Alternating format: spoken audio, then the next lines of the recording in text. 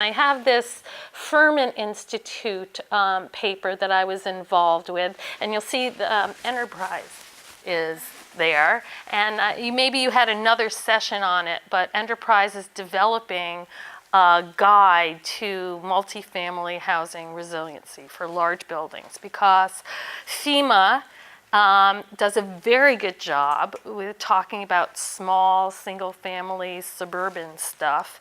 But they had never thought about highly dense urban areas as being as vulnerable as they've turned out to be. And they don't have those kinds of strategies and guidelines in place. So FEMA is starting to develop them, but Enterprise is going to have a book and we started out, this is the building that I worked on in Coney Island, where we talked about raising the equipment and we talked about berming or making some kind of flood barrier around the building. Of course, the issue is this stuff is very expensive. And it also doesn't even solve flood insurance issues for FEMA at this point, right? Because they require complete elevation. Unless you vacate your ground floor of residential uses and you have very limited kind of wet-proofed and dry-proofed use on the bottom floor, you don't even benefit from a drop in insurance rates. And those are going to, if Congress doesn't mediate what's going to happen, they could be cataclysmic for some of these projects that are not well funded to begin with.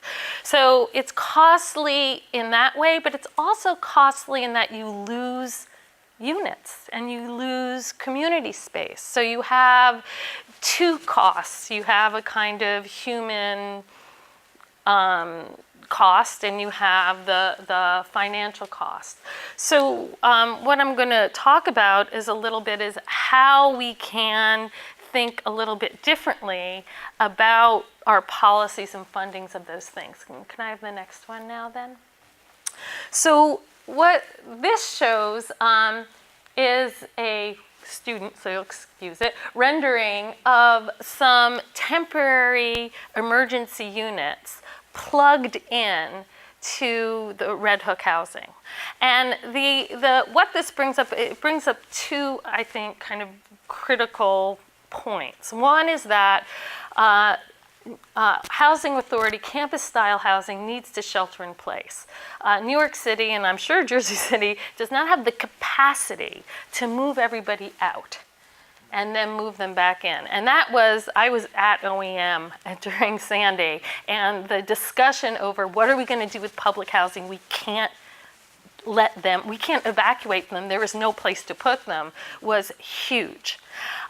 So the idea here, I really suggest you go to OEM. My students did the work inside the building, but the units were designed by Garrison Architects, and they're really lovely. And they were designed according to a permanent housing code, meaning they are designed not to be up for 2 years, but they meet every single housing code that would allow them to be permanent, because the notion is that temporary is an endless term. So the idea here is that these would plug in with generators and place for storage if you had to evacuate the furniture from your apartment, or a place to be temporarily housed in place, but they could stay. And I don't know, and I should have a picture of the Red Hook houses, because those generators are still in everybody's backyard. It is still, the temporary is now 2 years old, and it's going to be there for a while. So the notion of thinking about short-term and long-term together, understanding that we have this other scale of planning and financing, which is the interim, and using that to advantage, leveraging that so that the emergency shelter in place is leveraged for these longer-term benefits. And it's a funding stream too, because that's what the Rapid Repair Program was. It was taking federal emergency dollars and using it inside people's permanent residences rather than giving them trailers, actually.